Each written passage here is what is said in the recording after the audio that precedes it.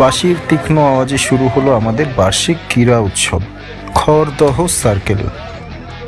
শীতের রোদেলা সকালে চারিদিকে আজ সাজো সাজো রব। ছোট ছোট পায়ে বড় স্বপ্নের ছোঁয়ায় মাঠ আজ মুখরিত। খেলাধুলো কেবল শারীরিক কসরত নয়, এটি শিশুদের আত্মবিশ্বাস এবং শৃঙ্খলা বোধ গড়ার প্রথম পাঠশালা।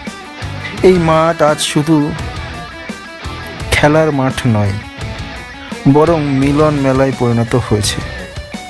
অনেক দিন পর অন্যান্য স্কুলের সহকর্মীদের সাথে আজ দেখা, শিক্ষক শিক্ষিকাদের সাথে কুশল বিনিময়, পুরনো সখ্যতাকে ঝালিয়ে নেওয়ার এক অসামান্য মুহূর্ত। শিক্ষার সাথে এই হৃদ্যতা আমাদের এগিয়ে যাওয়ার প্রেরণা। প্রতিযোগিতার শেষে এখন সাফল্যের আনন্দ ভাগ করে নেওয়ার পালা।